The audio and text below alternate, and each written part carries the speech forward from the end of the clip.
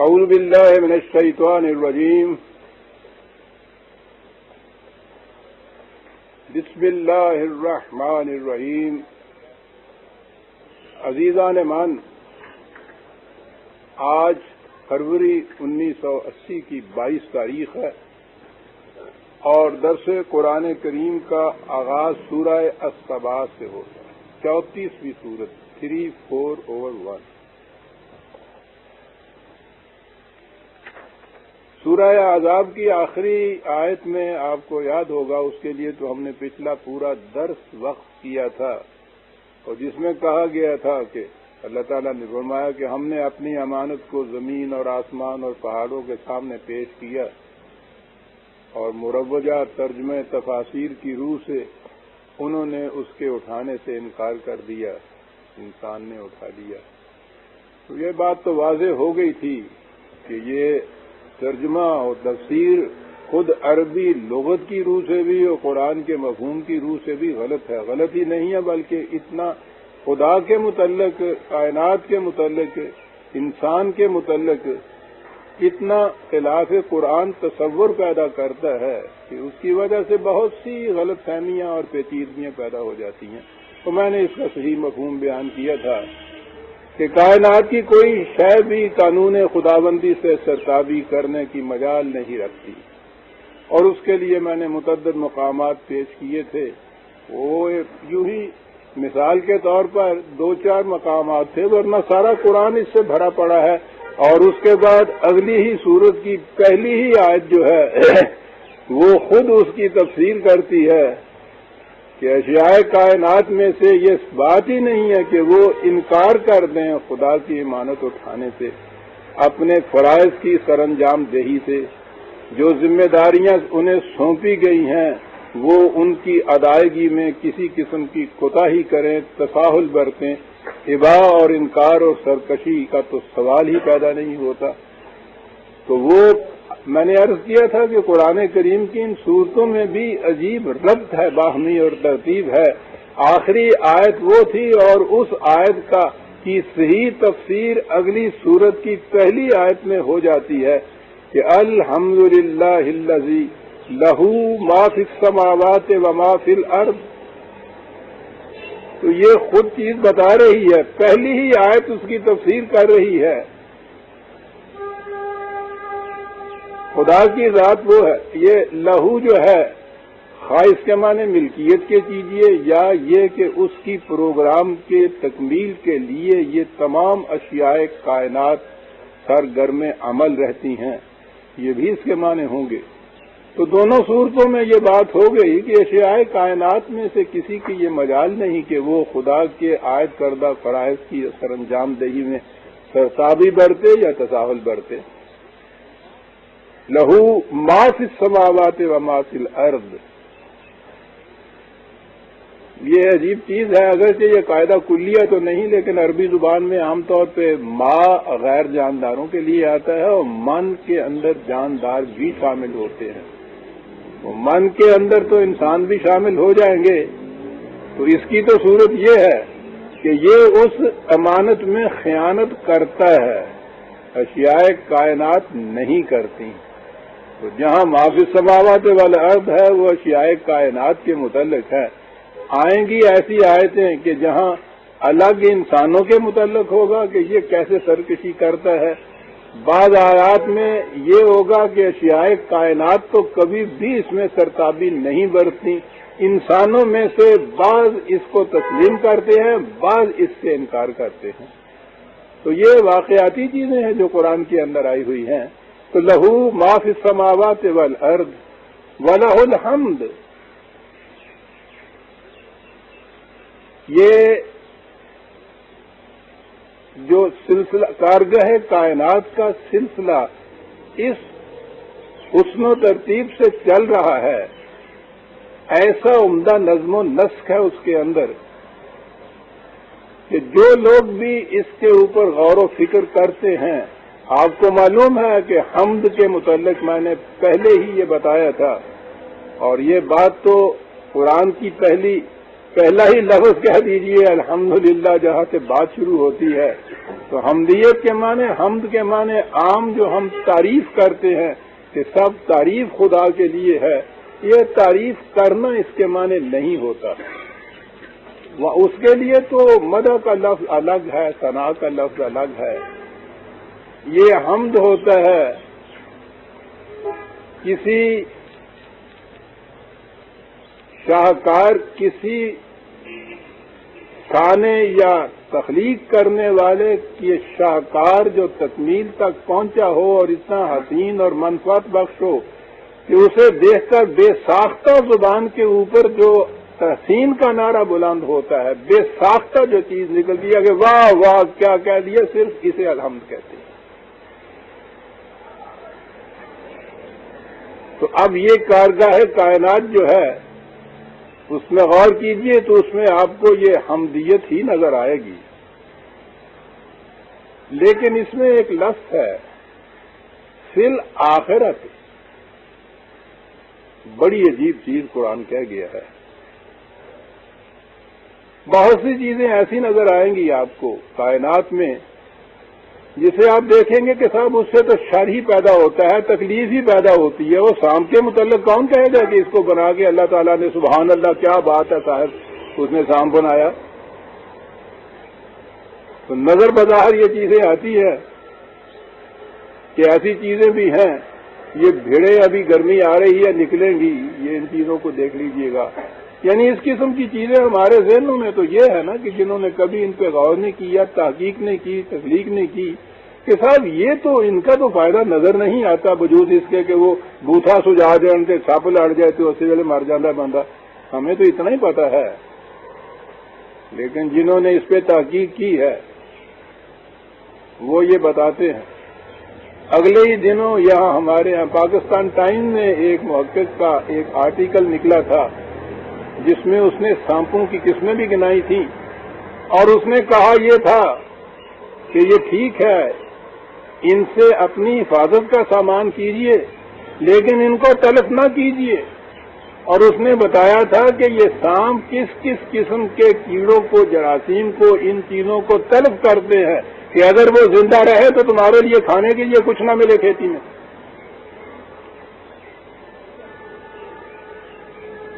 اور یہ تو شاید آپ کو یاد ہوگا ایک ذاتی واقعہ جو میرا تھا، جب میرا آپریشن ہوا ہے تو اس کے بعد ایک ایسی صورت پیدا ہو گئی تھی کہ اس میں بالکل جان کے لالے پڑ گئے. عزیز محترم بزرگ ہمارے ڈاکٹر سید ودود صاحب، انہوں نے یہ کیا تھا.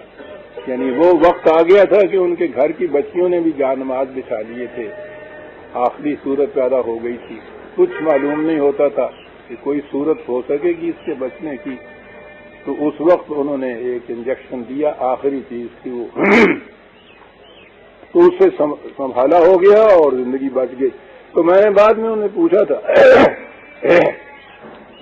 کہ ڈاکٹر صاحب اتنی مایوسی کے بعد یہ کیا چیز تھی جو کارگر ہو گئی؟ کہنے لگے یہ سانپ کے زہر کا انجیکشن تھا جو آخری تدبیر ہو سکتی تھی. میرے ذہن میں ہے والا الحمد فی الآخرت. میں نے کہا کیا بات کہہ گیا ہے قرآن. یوں ہی نظر بظاہر پہلی چیز جو ہم دیکھتے ہیں تو ہمارے سامنے یہ ایول نظر آتے ہیں، شر نظر آتے ہیں، ان کی خرابیاں ہی نظر آتی ہیں. تحقیق کرنے کے بعد یہ معلوم ہوتا ہے کہ نہیں. آپ دیکھیے کہ آخر الامر یہ چیزیں بھی ایول نہیں ہیں، یہ شر نہیں ہے. اس نے تو اپنے متعلق کہا بیدک الخیر، اس کے ہاتھ میں تو خیر ہی خیر ہے. یہ جو چیزیں ہم جن کو یہ شر کے پہلو میں دیکھتے ہیں، ہم اس کے خیر کے پہلو تک پہنچتے نہیں ہیں. تو یہ جتنی چیزیں بظاہر ہمیں شر نظر آتی ہیں، ان کو ذرا آگے چل کے دیکھیں تحقیق کے بعد تو یہ خیر ہوتی ہیں. اسی طرح سے یہ انسانوں کی دنیا کے اندر بھی جو یکسر شر نظر آتا ہے، استبداد ہے، استہلاک ہے، یہ سلب و نہب ہے، یہ ایکسپلائٹیشن ہے، یہ ظلم ہے، ظاہر نظر آتا ہے. عام طور پہ لوگ کہتے بھی ہیں کہ صاحب وہ خدا اگر ایسا ہی عادل ہے، خدا ایسا ہی قادر ہے تو ان کو روک کیوں نہیں دیتا. اس نے اس کے لیے ایک نظام بنا رکھا ہے، ایک مہلت کا وقفہ ہوتا ہے، اور یہ بھی اس کا خیر کا پہلو ہے کہ وہ فوراً گلا نہیں دبا دیتا کہ ذرا سی غلطی ہوئی اور ختم کر دیا اور ہلاکت کر دی. وہ مہلت کا وقفہ دیتا ہے. اس دوران میں اس کو یہ اس عمر کی گنجائش دیتا ہے کہ اپنی اصلاح کر دو، بچ جاؤ گے. وہ فوراً تباہ نہیں کرتا ہے، وقفہ دیتا ہے. لیکن اگر اس سے کوئی عبرت نہیں پکڑتا، اپنی اصلاح نہیں کرتا، جسے کہتے ہیں پلٹ کے صحیح راستے پہ نہیں آتا، تو پھر رفتہ رفتہ وہ ایکیومولیٹو افیکٹ جو ہے اس کا، وہ بارے گڑھا اتنا زیادہ بن جاتا ہے کہ پھر وہ اس کی تباہی اور موت کا باعث بن جاتا ہے. اور جب وہ تباہی اس وقت اس کی آتی ہے تو سوال یہ ہے کہ یہ حمدیت کیا ہے؟ وہ جو آیت ہے اس میں یہ فَقَطِعَ دَابِرَ الْقَوْمِ الظَّالِمِينَ الْحَمْدُلِلَّهِ رَبِّ الْعَالَمِينَ، کہ اس طرح سے خدا نے ان ظالمین کی جڑ کٹ دی. اور دیکھو کہ کس طرح سے حمدیت ہے خدا کے لیے. ظالم کی جڑ کٹ جانا مظلوم کے لیے وجہ حمدیت ہوتا ہے. لیکن یہ فوری نہیں ہو جاتا، اس نے اپنے نظام کے اندر ایک مہلت کا وقفہ رکھا ہے. یہ بھی اس کے خیر ہونے کی بہت بڑی دلیل ہے. اور یہ بات ہے کہ جس کے لیے انتظار کرنا چاہیے، جلدی سے فیصلہ نہیں کر گزرنا چاہیے. انتظار کیجئے. اور یہ پروسیس جو دونوں ہیں، نبی اکرم صلی اللہ علیہ وسلم نے جو کہا تھا اپنے مخالفین سے کہ تم بار بار اس کے متعلق کہتے ہو کہ وہ جلدی سے کیوں نہیں آتا، انہوں نے کہا کہ ذرا ٹھہرو. انی عامل، آپ اپنے علی مکانتکم، تم اپنی جگہ اپنے پروگرام کے مطابق عمل کرو. انی عامل، میں اپنی جگہ اپنے پروگرام پہ عمل کرتا ہوں. میں نہ تمہارے پروگرام میں دخل دوں گا نہ تم میرے پروگرام میں دخل دو. فَيَعْلَمُونَ، ان قریب بات سامنے آ جائے گی کہ کس کا پروگرام خیر کا پہلو لیے ہوئے ہے، خوشگواریاں نتائج اس کی ہوئی ہیں، کس کا پروگرام تباہی کی طرف لے جاتا ہے.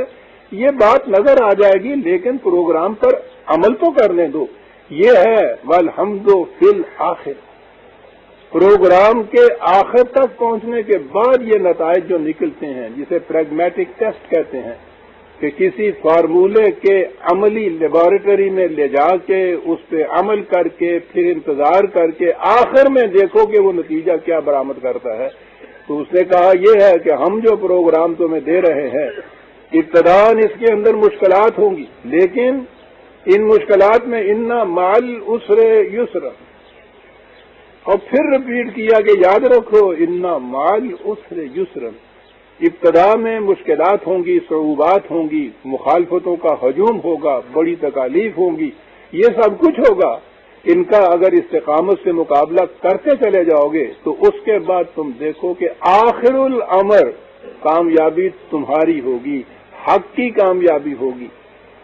یہ ہم جو درمیان میں چھوڑ دیتے ہیں وہ استقامت نہیں ہماری ہوتی. ہم تھک جاتے ہیں یا تنگ آ جاتے ہیں یا مایوس ہو جاتے ہیں. اس کے معنی یہ ہے کہ ہمارا ایمان اس پہ نہیں ہوتا کہ آخر الامر اس نے کامیاب ہونا ہے. 4 قدم چلنے کے بعد ہم یہ کہتے ہیں کہ نہیں صاحب اس میں تو مصیبتیں ہی مصیبتیں ہیں، مشکلات ہی مشکلات ہیں. اگر یہ صورت ہے تو پھر تو ٹھیک ہے، شرطیں قوتیں آپ کے اوپر غالب آتی جائیں گی.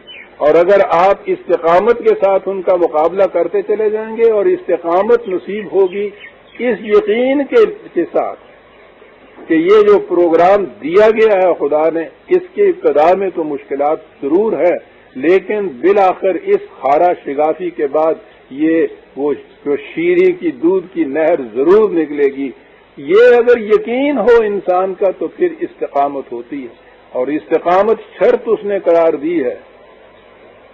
الذین قالوا ربنا اللہ ثم استقاموا تتنزل علیہم الملائکہ، جو یہ اقرار کرتے ہیں کہ ہمارا رب اللہ ہے اور پھر اپنے اس ایمان پر جم کے کھڑے ہو جاتے ہیں، استقامت ہوتی ہے، مسلسل اس کے اوپر قائم رہتے ہیں، تو اس میں آخر الامر وہ دیکھیں گے کہ ملائکہ کا نزول ان کے اوپر ہونا شروع ہو جاتا ہے، فرشتے اترتے ہیں ان کے اوپر بشرطے کہ استقامت ہو. تو یہ جو استقامت ہے، یہ جو حق پر مبنی پروگرام ہے، یا حق اور باطل کے اندر جو تخاصم اور تزاحم ہوتا ہے، اس میں یہ انتظار کرنا ضروری ہوتا ہے کہ تکمیل تک پہنچ جائے پروگرام، تو پھر اپنے جو نتائج پیدا کرے گا وہ حق پر مبنی پروگرام کے سارے دعوی کو سچا کر دکھائے گا۔ وَلَهُ الْحَمْدُ فِي الْآخِرَةِ۔ اسی طرح کائنات میں بھی جتنی چیزیں بظاہر نظر آتی ہیں کہ یہ بڑا نقصان دہ ہیں، ضرر رسا ہیں، اس کا تو فائدہ ہی کوئی نظر نہیں آتا، ذرا ان کے متعلق تحقیقات کیجئے تو وہاں آپ کو معلوم ہوگا کہ یہ چیزیں جو بظاہر ہمیں ضرر رساں نظر آتی تھیں، فی الآخرت جو ہے آخر الامر ان کو اگر دیکھیے گا تو یہ خیر کا پہلو لیے ہوئے ہوں گے۔ کائنات کی کوئی شے کسی صورت میں بھی آخر الامر شر کا پہلو نہیں اپنے اندر رکھتی۔ یہ شر تو ہمارے پیدا کردہ ہوتے ہیں، خدا کے تو نہیں ہوتے۔ جو میں کہا کرتا ہوں کہ میرے ساقی نے عطا کی ہے میں بے درد و صاف، اور رنگ جو کچھ دیکھتے ہو میرے پیمانے کا ہے۔ یہ تو ہم ہیں جو اپنی اجلت سے، بے صبری سے، انتظار نہ کرنے کی وجہ سے درمیان میں اس کو چھوڑ دیتے ہیں، پھر وہ شر غالب آ جاتا ہے۔ اگر تھوڑی سی بھی ہمت اور حوصلہ سے اور صبر سے اور استقامت سے کام لیا جائے تو سوال ہی نہیں ہے کہ باطل حق پر کبھی بھی غالب آ جائے۔ وَلَهُ الْحَمْدُ فِي الْآخِرَةِ، اور وہ اس لیے کہ وَهُوَ الْحَكِيمُ الْخَبِيرُ۔ کیا بات ہے صاحب، اسے معلوم ہوتا ہے، یہ بات نہیں ہے کہ اس نے ایک پروگرام دے دیا ہے اور اس کو معلوم ہی نہیں ہے کہ انجام کار اس کا نتیجہ کیا نکلنا ہے، اور اس نے کہا ہے کہ وہ ٹرائل اینڈ ایرر کی بنا پہ تم ذرا تجربے کرتے چلے جاؤ، وہ غلط نکلے گا، پھر دوسرا تجربہ لے لینا، پھر کوئی دوسرا عمل اختیار کرنا، دیکھ لینا اس کو ٹھیک نکلے گا ٹھیک ہے، پھر کوئی اور صحیح۔ وہ کہے ایسی چیزیں تو کوئی بے خبر تو کر سکتا ہے، جو خبیر اور باخبر ہے وہ سوال ہی نہیں ہے کہ وہ اس طرح سے آپ کو ٹرائل اینڈ ایرر کی بنا پر کوئی تجرباتی چیزیں دیتا چلا جائے، لیکن اس کے ساتھ وہ الحکیم بھی ہے۔ یہ اس کی حکمت کا پہلو ہے کہ اس کے لیے پورا پروسیس گزرنا پڑتا، اس پروسیس سے، اس لیبارٹری کے ٹیسٹ میں سے گزرنا پڑتا ہے، تجربات میں سے، آخر میں جا کر پھر یہ نظر آتا ہے کہ اس خبیر نے صحیح ہی کہا تھا، تو وہ خبیر ساتھ الحکیم بھی ہے۔ کہا یہ دیکھیے تو صحیح، آخر الامر۔ پیشوا افتادہ مثالیں دے دیتا ہے۔ عرب کا بدو 1400 سال پہلے کا بھی سمجھے، آج کا سائنٹسٹ بھی سمجھے۔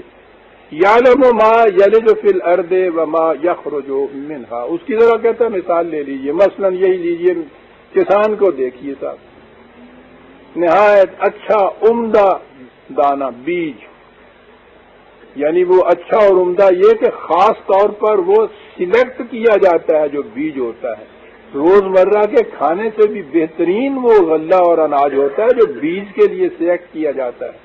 اس قسم کا سلیکٹ کیا ہوا غلہ دانے کرتا وہ کیا ہے، باہر جاتا ہے اور مٹی میں ملا کے آ جاتا ہے۔ اور جیسا کہ میں عام طور پہ مثال میں کہا کرتا ہوں کہ وہ ہر روز صبح جاتا ہے درانتی اور رسی لیے ہوئے، سارا دن اس کھیت میں محنت کرتا ہے، شام کو اسی طرح سے باہر لٹکائے ہوئے جیسے کہتے ہیں واپس آ جاتا ہے، ایک پیسہ بھی اس کو نہیں ملتا، روٹی کا ایک ٹکڑا بھی نہیں ملتا، مشقت ہی مشقت، محنت ہی محنت ہے، بظاہر بلا معاوضہ محنت۔ اب اس کو آخر تک پہنچانے کے لیے کس چیز کی ضرورت ہے؟ استقامت کی ضرورت ہے نا، کہ وہ روز یہ کرے، راستے میں تھک کر نہ بیٹھ جائے۔ اس پروگرام نے اپنا ایک وقت لینا ہے۔ یہ جو اس نے گیہوں بوئے ہے یہ 6 مہینے کے بعد جا کے اس نے فصل بننا ہے۔ اب اس کو 6 مہینے تک استقامت اسی پروگرام کے اوپر کار فرما رہنا پڑے گا، روز جانا ہوگا، روز بغیر کسی معاوضے کے واپس آنا ہوگا۔ یہ روز کیوں چلا جاتا ہے کسان وہاں؟ اسے اس پر ایمان ہے کہ اگر میں نے اس قاعدے کے مطابق اس پودے کی پرورش کی تو ایک ایک دانے کے بدلے میں وہ جو مثال کے طور پہ ہے 700 دانے جو ہیں مجھے ملیں گے، یہ اس کا ایمان ہے۔ کہ وَلَهُ الْحَمْدُ فِي الْآخِرَةِ، آخر کار اس کا نتیجہ وہ برآمد ہوگا جو وجہ حمد و ستائش ہونا ہے۔ کہا یہ دیکھ لو، یعلم ما یلج فی الارض وما یخرج منها، پیش باوقادہ روزمرہ کی مثال کی بات ہے۔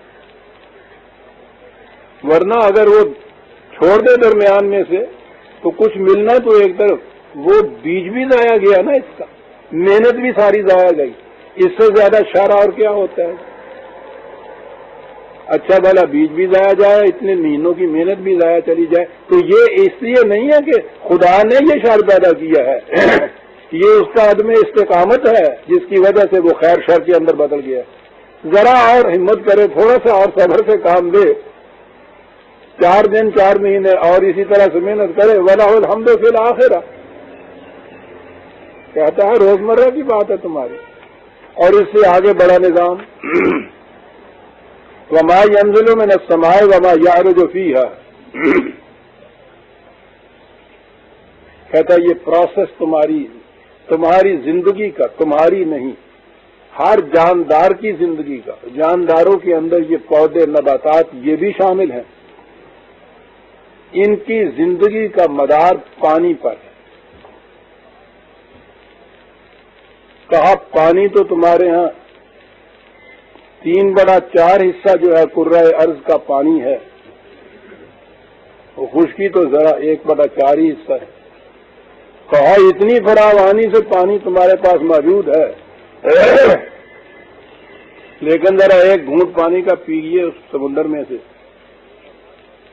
وہ وجہ حیات بننے کی بجائے وہ باعث موت بن جاتا ہے، جسے کہا ہے کہ وَجَعَلْنَا مِنَ الْمَاءِ كُلَّ شَيْءٍ حَيٍّ، ہر زندگی بخش، ہر زندہ شے جو ہے وہ تو پانی سے بنتی، پانی پہ مدار ہے زندگی۔ جہاں نشان پانی کا ہو وہاں یہ چیز ڈیڈیوس کی جاتی ہے کہ واقعی یہاں زندگی ہوگی، لیکن اس نے کہا کہ اتنا فراوانی سے پانی موجود ہے تمہارے ہاں، اور وہ سارا پانی جو ہے وہ تو باعث ہلاکت ہوتا ہے۔ تو یہ جو سامنے پڑا ہوا پانی ہے تمہارے ہاں، وہ وجہ حمدیت یوں نظر نہیں آتا، لیکن کہتا ذرا اس پروسیس کے اوپر تو غور کیجئے، کتنا لمبا ہوتا ہے یہ پروسیس۔ اس کے لیے ایک سورج بنایا، سورج میں حرارت بھی دی اور روشنی بھی دی، اس کا نظام یہ بنایا کہ وہ اتنے حصے سمندر کے اوپر وہ سورج چمکتا ہے۔ کہا کہ اس میں سے وَمَا يَنزِلُ مِنَ السَّمَاءِ وَمَا يَعْرُجُ فِيهَا، تم ذرا غور تو کرو کہ تمہارے لیے زندگی بخش سامان پیدا کرنے کے لیے ہم نے یہ نظام کیا بنایا ہے۔ وہ سارے ہلاکت آمیز جتنے بھی عناصر پانی کے اندر ہوتے ہیں وہ نیچے رہ جاتے ہیں، اور اس میں سے کشید کیا ہوا پانی جو ہے سورج کی کرنوں کے ڈول اس کو اٹھا کے اوپر لے جاتے ہیں۔ آپ غور کیجیے عزیزان مان، دونوں پہلوؤں میں کس قدر یعنی شر اور خیر کا نقشہ سامنے آ جاتا ہے۔ وہ خیر مجسم پھیلا ہوا ہے 3/4 حصہ کرۂ ارض کے اوپر، شر مجسم، اس شر میں سے خیر نکل رہا ہے، اور کتنا نظم و نسق ہے اس کے لیے، کتنا اہتمام ہے اس کے لیے کہ ایک اتنا بڑا آتشی گولا اپنے وقت کے اوپر طلوع ہوتا ہے، خاص راستے سے جاتا ہے۔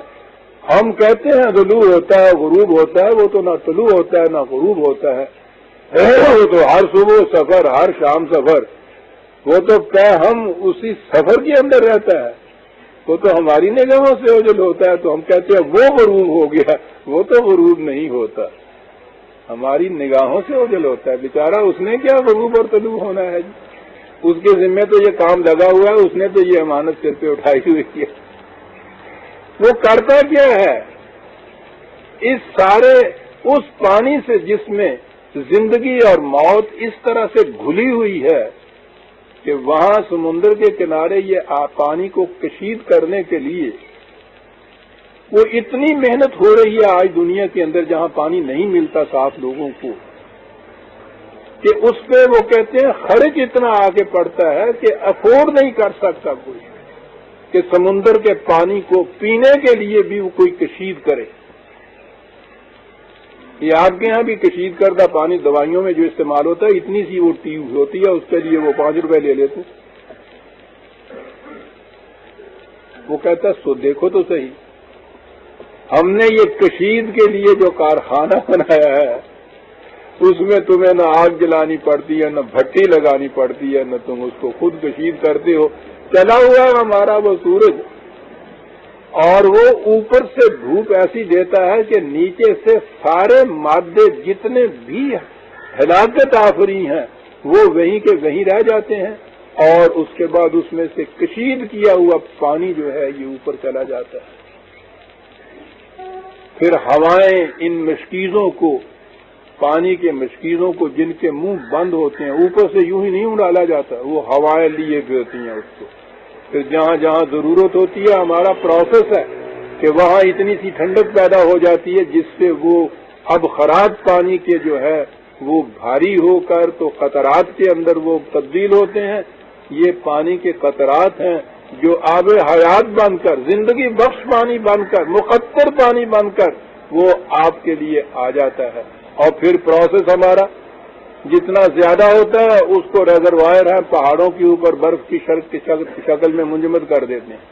وہ کولڈ سٹوریج جو آج کل ہمارے ہاں نکلا ہے، کتنا بڑا کولڈ سٹوریج ہے اس کا بنایا ہوا۔ گرمیوں میں یہ کام ہوتا ہے، وہی سورج کی شعاعیں جو ہیں ان کو پھر پگھلا کے ہمارے پاس بھیج دیتی ہیں، ضرورت کے مطابق ہم لیتے چلے جاتے ہیں، اس کے اندر پھر وہ اس قسم کی چیزیں ملتی ہیں، پھر وہ سارا سمندر میں چلا جاتا ہے۔ یعنی یہ جو ہے جس کو یہ مادے کی کنزرویشن کہتے ہیں، اس میں سے ایک قطرہ بھی کہیں کم نہیں ہوتا، ضائع نہیں ہوتا اس سارے پروسیس میں۔ یہ عجیب و غریب چیز ہے، ورنہ اگر جو باہر آیا تھا پانی، اگر وہ باہر کا باہر ہی رہے تو خواہ اس سے بڑے کتنے اور سمندر کیوں نہ ہو، اس وقت تک سارے خشک ہو گئے ہوتے، وہ سارے کا سارا واپس چلا جاتا ہے دریاؤں کی شکل میں، کہیں زمین کے اندر کنویں کی شکل کے اندر آتا ہے، جس طرح سے بھی ہے۔ وہ کہتا ہے آپ دیکھیے تو صحیح ہے، یہ الحمد فی الآخرت ہے یا نہیں؟ اور یہ سارا کیوں ہو رہا ہے؟ وَهُوَ الرَّحِيمُ الْغَفُورُ،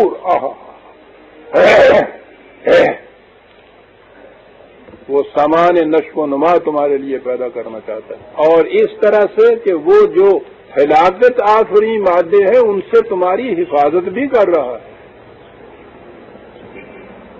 اس لیے وہ سمندر میں ہی رہ جاتے ہیں، اور اس کی رحمتیں جو ہیں وہ اس طرح سے کشید ہو کے سورج کی کرنوں کے ساتھ لپٹی ہوئی اوپر پہنچتی ہیں، اور یوں تمہیں زندگی بخش پانی مل جاتا ہے۔ کہا کہیے تو صحیح، فی الآخرت یہ باعث حمدیت ہے یا نہیں؟ ورنہ اگر تم صرف سمندر کے پانی کا یہ ایک چلو بھرو تو وہ تو تمہیں نظر آتا کہ خدا نے تو زہر بھر کے رکھ دیا اس کے اندر کا، مار دیا ساری مخلوق کو۔ کہا اجلت میں تم کہو کرو گے تو یہ نتیجہ نکلے گا۔ اور اس نے کہا نا کہ انسان مرتا اس لیے ہے کہ عاجلہ ہے، صبر نہیں کرتا، انتظار نہیں کرتا، فوری نتیجے پہ پہنچتا ہے، وہ اس کے لیے نقصان دہ ہوتا ہے۔ اور اسی لیے اس نے یہ کہا وَقَالَ الَّذِينَ كَفَرُوا لَا تَأْتِينَا السَّاعَةُ، یہ لوگ جو حق کی مخالفت کر رہے ہیں اور تم انہیں بار بار کہتے ہو کہ یاد رکھو اس کے بعد ایک انقلاب آئے گا اور اس کی روح سے تمہاری تباہی ہو جائے گی، کیوں اپنے ہاتھوں خودکشی کرتے ہو؟ کیوں تباہی کی طرف چلے جاتے؟ کہ تو انہیں بار بار یہ کہہ جاتا ہے، اور وہ چونکہ اتنی جلدی وہ انقلاب آتا نہیں، اس لیے یہ کہتے ہیں کہ یہ یوں ہی بات ہے جو کوئی کر رہا ہے یہ شخص، ہمارے اوپر انقلاب۔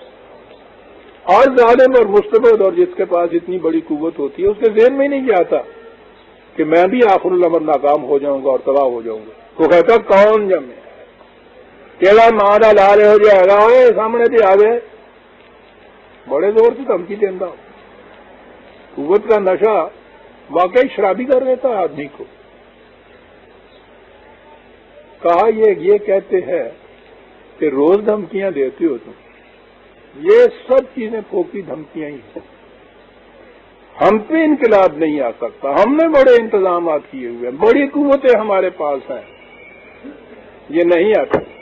کہا یہ کیوں ہے کہ یہ کہتے بھی ہیں, اس کے باوجود جلدی سے نہیں آتی. وہ اسی لیے نہیں آتی کہ ہم اپنے اس پروگرام کے اندر اس قسم کی تان آمیز باتوں سے بھی غصے میں نہیں آ جاتے کہ اچھا تو کہتا نہیں آتا, لے دیکھ پھر آؤں گا کہ نہیں آؤں گا. خدا نے اپنے آپ کو حلیم کہا ہوا ہے. بڑی عجیب چیز ہے. میں نے کہا تھا نا کہ یہ حلیم جو ہے, اگلی نسل نے تو شاید حلیم تکیا بھی نہ ہوئے, اور موکی گیا ہے. ورنہ ذہن میں حلیم ہمارے ہاں وہ آتا ہے کہ وہ رڑکے ہی نہ, بالکل یہ ہو جائے کاتھ مسیدہ ہو جائے جناب, کو دو تماچے بھی مار جائے یا کوئی کچھ نہ کہہ سکے. یہ بات نہیں ہے. خدا کی صفت حلیم ایسی تو نہیں ہو سکتی نا کہ کوئی اس کو تماچا بھی مار دے تو وہ کچھ نہ کہہ سکے. بڑی عجیب صفت ہے یہ. عرب اپنے اس اونٹ کو کہ بھرپور قوت ہو, لیکن قوت کے بعد وہ مچل نہ جائے, بلکہ اس کی کیفیت یہ ہو کہ بچے آئیں, کوئی گردن سے لپٹ رہا ہے, کوئی دم کھینچ رہا ہے, کوئی اوپر چڑھ رہا ہے, اور وہ اپنے اسی طرح سے مزے میں بیٹھا ہوا جو گالی کر رہا ہے. یعنی چھوٹی چھوٹی سی باتوں کے اوپر اس طرح سے وہ بفر نہ جائے. جس کی یہ کیفیت ہو نا, جس کا حوصلہ اتنا بڑا بلند ہو, اس کو حلیم کہتے ہیں. تو یہ جو چیز ہے کہ ہم جانتے ہیں کہ روز یہ آ کے اس قسم کے تانے بھی دیتے ہیں, یہ کہتے بھی ہیں کہ لا تو وہ کہاں انقلاب کرتا ہے, یہ کہتے ہیں کہ نہیں آ رہا. قل بلا وربی لتاتینکم عالم الغیب, ان سے کہو بلا آئے گا, وربی میرے رب کی قسم جسے کہتے ہیں, وہ شاہد ہے اس بات کے اوپر کہ آئے گا. عالم الغیب یہ ہے وہ چیز تمہارے سامنے صرف یہی موجود جو کچھ ہے اسی کو تم دیکھتے ہو. وہ اس کے بعد جو آنے والی چیزیں ہیں وہ بھی اس کا علم اس کو ہے, اور اس انداز سے علم ہے اس کا کہ لا یعزب عنہ مثقال ذرۃ فی السماوات ولا فی الارض ولا اصغر من ذلک ولا اکبر الا فی کتاب مبین. غیب کی چیز کے کہا اس کی نگاہوں سے کچھ بھی اوجل نہیں ہوتا. ایک ذرہ کے برابر بھی انسان کی حرکت, اور حرکت بھی محسوس اور مرئی نہیں. وہ تو کہتا ہے کہ خائنۃ الاعین وما تخفی الصدور, نگاہوں کی خیانت اور دل کے اندر گزرنے والے خیالات سے بھی وہ واقف ہے, اور ان تمام چیزوں کو وہ تمہارے ہاں کا جو لیجر ہے اس کے اندر وہ یہ چیزیں ساری درج ہوتی چلی جاتی, ایک ایک چیز. اور وہ کتاب مبین ہے جس میں یہ درج ہوتی ہیں.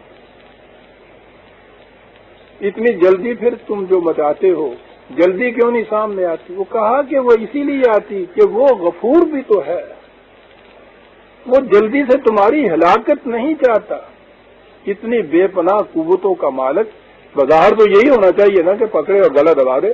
کہتا ہے وہ تو تمہاری حفاظت چاہتا ہے, مہلت دیتا ہے, وقفہ دیتا ہے, بار بار سمجھاتا ہے کہ ٹال دو اس آنے والے خطرے کو.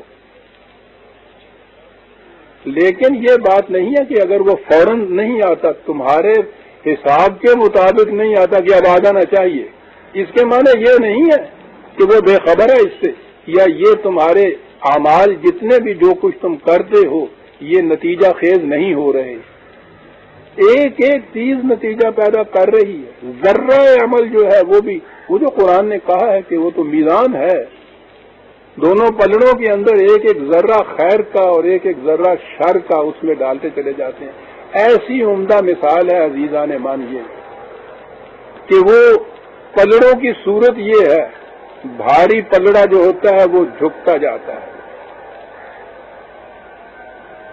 یہ صورت جو ہے جس وقت ہلاکت ہوتی ہے کسی کی تو یہ نہیں کہ دوسرا پلڑا بالکل خالی ہوتا ہے خیر کا. ہلاکت آمیز اس کے جو حرکات ہوتی ہیں، انسان کے اعمال ہوتے ہیں، وہ زیادہ وزنی ہو جاتے ہیں خیر کے مقابلے میں.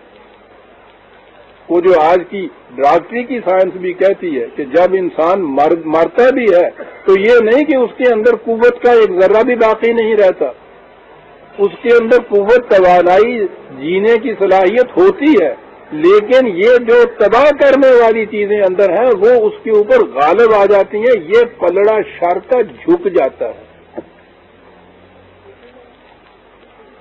اس نے کہا کہ یہ جو چیز ہے یہ تو کتاب مبین ہے. یہ کتاب مبین جو ہے آ گئی بات سامنے، جسے ہم اعمال نامہ کہتے ہیں. بڑی عجیب مثال قرآن میں.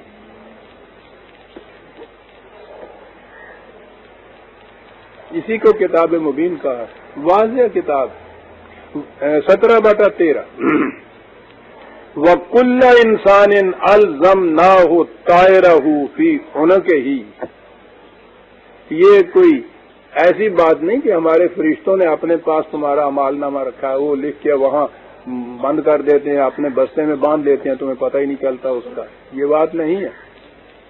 ہر شخص کا اعمال نامہ تو اس کی گردن میں لٹکا ہوا ہوتا ہے. کیا بات ہے.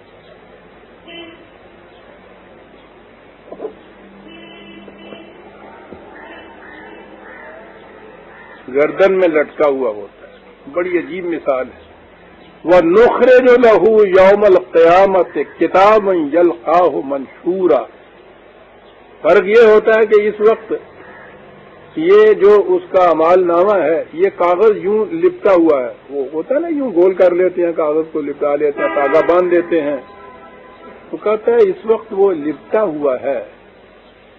جب یہ وہ پلڑا جھک جائے گا نتائج پیدا کرنے کا تو اس وقت صرف اتنا ہوگا کہ یہ کھول دیا جائے گا.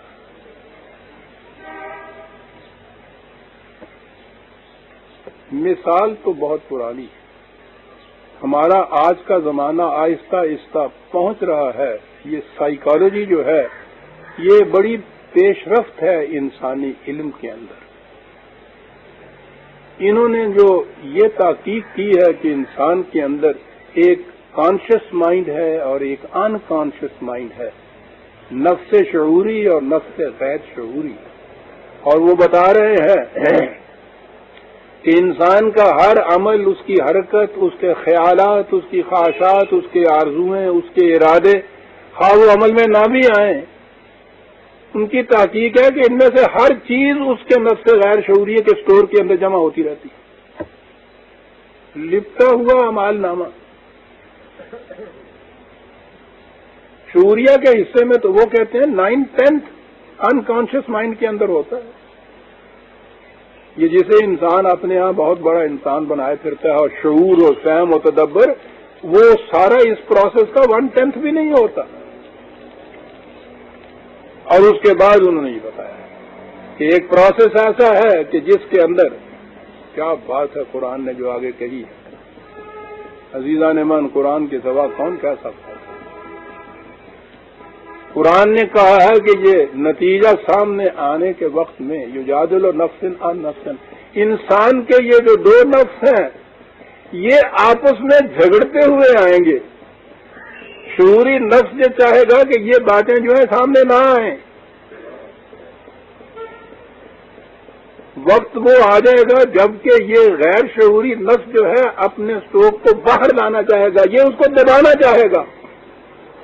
کیا بات عزیزان مان، 1400 سال پہلے یہ کہنا کہ یہ دو نفس آپس میں جھگڑتے ہوئے آئیں گے، یعنی خدا کے سوا کون کہہ سکتا تھا. اس زمانے میں تو ابھی نفس انسانی کے متعلق تحقیق نہیں تھی کہ جائے کہ دو نفس جو ہیں انکانشیس اینڈ کانشیس مائنڈ یہ کسی کے ذہن میں ہو، پھر ان کے اندر تبادلہ. یہ سائیکاٹرسٹ کرتے کیا ہیں وہ، جس سے یہ اتنی نفسیاتی بیماریاں پیدا ہوتی ہیں.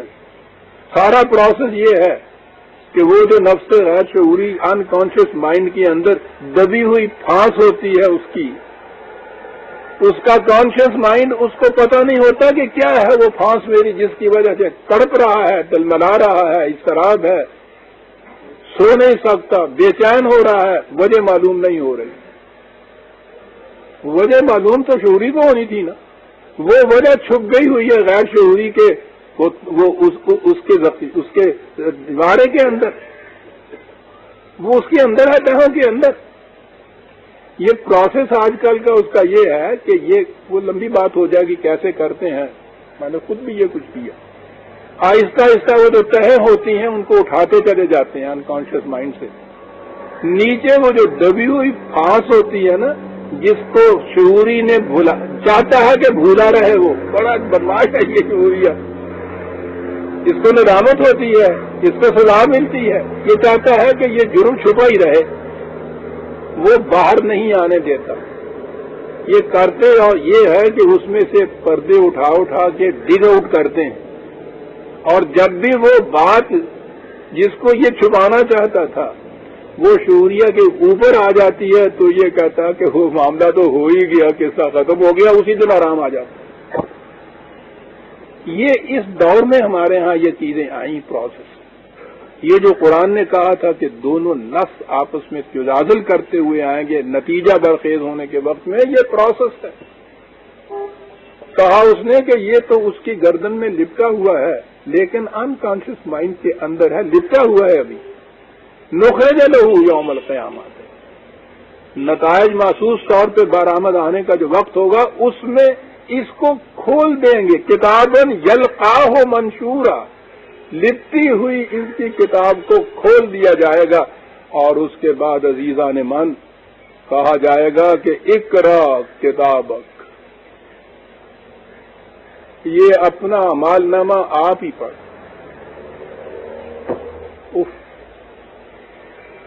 وہ جو آ گئی نا غیر شعوری سے شعوری کے اندر وہ بات، تو اب آ گیا نا آپ پڑھ۔ چھپا رہا تھا اتنا عرصہ تو کوشش کر کے کہ اوپر نہ آنے پائے، اور اوپر آ گئی بات، کیا بات ہے آپ پڑھ۔ یہ بھی نہیں ہے کہ کوئی فرد جرم جو ہے وہاں کا ریڈر پڑھ کے سنائے، کہا ضرورت نہیں، کہہ دو گے کہ اس نے صحیح نہیں پڑھا، آپ پڑھ ذرا، بآواز بلند پڑھ ذرا۔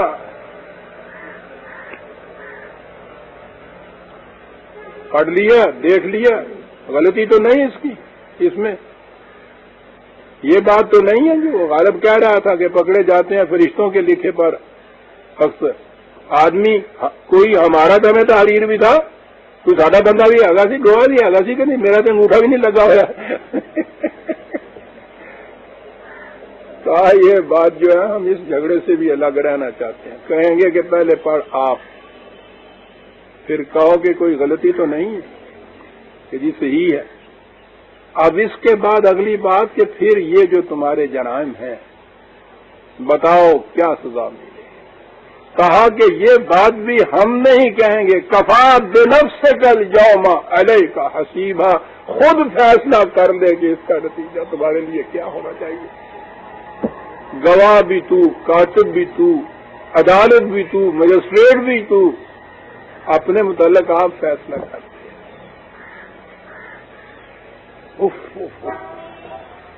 17/13-14 الا فی کتاب مبین۔ کہا یہاں تو نگاہوں کی خیانت تک بھی اس کتاب کے اندر لکھی ہوئی ہوتی ہے۔ کہ غلطی یہ ہے کہ تو اس لپٹے ہوئے کے متعلق سمجھتا ہے کہ یہ کھلے گا نہیں، سامنے نہیں آئے گا، اس لیے اس کے اندر اور زیادہ انٹریز ہوتی چلی جاتی ہیں۔ یہ تو سامنے آئے گا۔ وہ کہا بلا وربی، بڑے زور سے، میرا رب اس کے اوپر شاہد ہے کہ یہ لپٹا ہوا کھلے گا، یہ انقلاب آئے گا، اس سے تم بچ نہیں سکتے۔ یہ بڑی چیز ہے عزیزان من، یعنی جب بھی استبداد کی قوتیں غالب آتی ہیں تو عام طور پر مایوسی چھا جاتی ہے کہ صاحب اس کا تو کوئی حل ہی نہیں، اس کا کوئی علاج ہی نہیں، اس کا کوئی مداوع ہی نہیں، ہمارے بس کی بات ہی نہیں، یہ مایوسی ہے۔ وہ کہتا ہے اگر تم واقعی حق کے اوپر ہو تو تھوڑا سی استقامت دکھاؤ، تھوڑا سا انتظار کرو، اس لپٹے ہوئے اعمال نامے کو کھلنے دو، اس وقت تم دیکھو گے کہ اتنی بڑی قوتیں جو استبداد کی ہیں کس طرح سے ملیاں میٹ ہو جاتی ہیں تمہارے سامنے. ہم تو جڑ کاٹ کے رکھ لیا کرتے ہیں. کتاب مبین کاہے کے لیے ہے یہ سب پروسیس؟ وہی لہ الحمد فی الآخرہ لیجزی الذین آمنوا وعملوا الصالحات، تاکہ وہ لوگ کہ جنہوں نے خدا کے قوانین کے مطابق کام کیے ہوئے ہیں ان کو ان کاموں کا اجر اور بدلہ. کچھ لفظ اچھے نہیں ہیں، اس کے فطری نتائج یہ ہے چیز.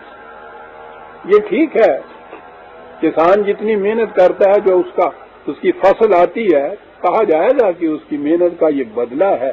وہ تو ایک فطرت کا امر چلا آ رہا ہے، دانے سے فصل کا اگنا.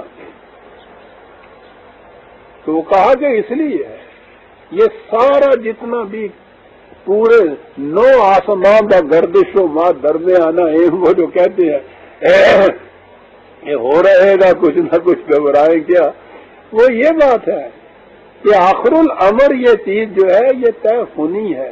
حق نے اپنے مثبت نتائج پیدا کرنے ہیں، تو ہی بے صبرا ہوا چلا جاتا ہے.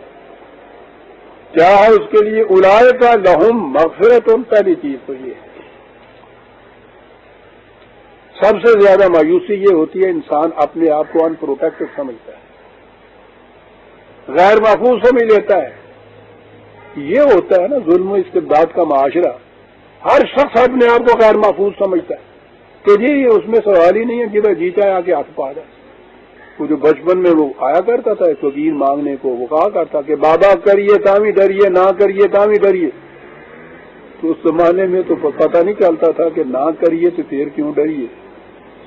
لیکن جس معاشرے کے اندر آپ کے یہاں قانون کی بالادستی نہ رہے اور قانون بھی جو ہے وہ حق پہ مبنی نہ ہو تو اس میں نہ کریے والے تو جو ہیں بیچارے زیادہ ڈرتے ہیں.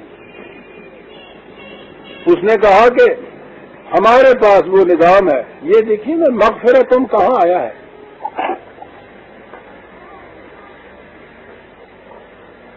سامان حفاظت ہے ہمارے پاس، ڈرنے کی بات نہیں. تو یہ تو ہو گیا نیگیٹو پہلو.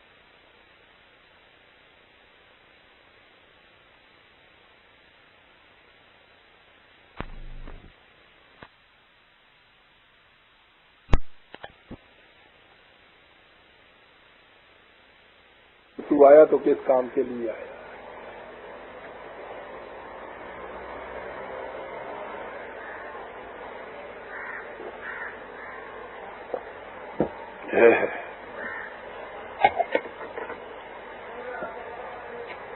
بر وقت ملے رزق، ٹھیک ہے جی، خالی رزق کی بات ہی نہیں. جہاں بھی قرآن نے کہا ہے ایمان و اعمال صالحہ کے بدلے میں یا فطری نتیجے میں رزق کریم کہا ہے صاحب.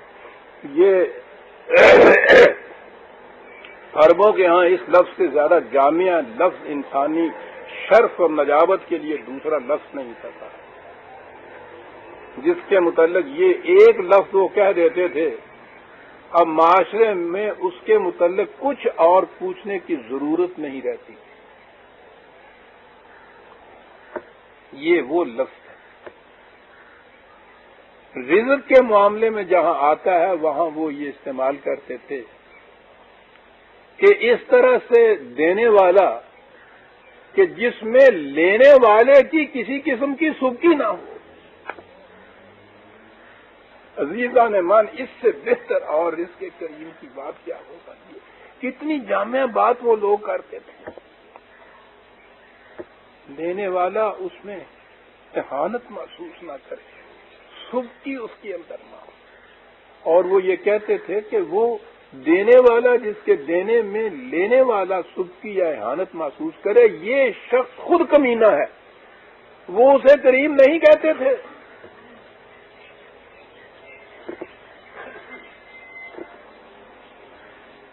اللہ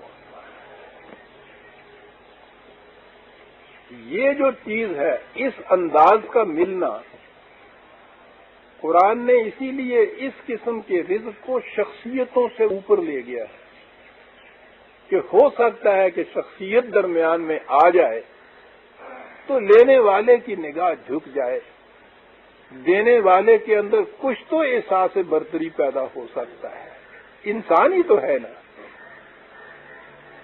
یہ ہو سکتا ہے۔ اسی لیے اس نے یہ چیز کہی کہ یہ انفرادی نہیں ہے۔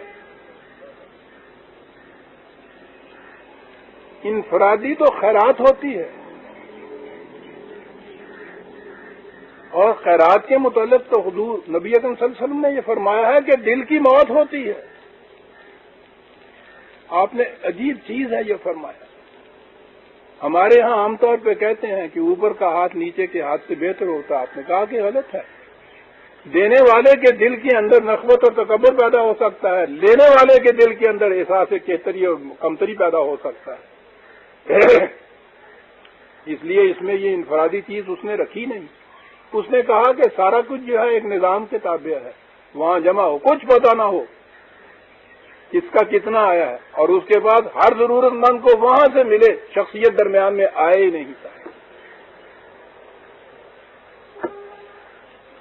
اور یہ وجہ ہے وہ جو دینے والے ہیں، ہاں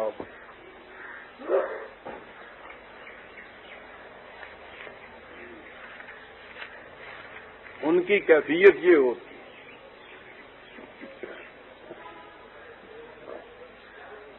جب وہ کوئی دیتے ہیں تو اس کے بعد کہتے ہیں، یوں بات تو کہی ہے، کہتے ہیں، اصل میں ان کو تو یہ زبان سے کہنے کی بھی ضرورت نہیں پڑتی، یعنی انداز یہ ہوتا ہے اس کے اندر کہ انما نطعمکم لوجہ اللہ، یہ جو کوئی دیا جا رہا ہے یہ نہ سمجھنے کہ ہم دے رہے ہیں، تمہیں کچھ دے رہے ہیں اور اس کے لیے کوئی کسی قسم کا کوئی بدلہ، کوئی لا نرید منکم جزاء ولا شکورا، اس کے بدلے میں تم سے کچھ لینا تو ایک طرف، ہم تو شکریہ کے بھی متمنی نہیں ہیں، دینے والا شکریہ کا بھی متمنی نہیں،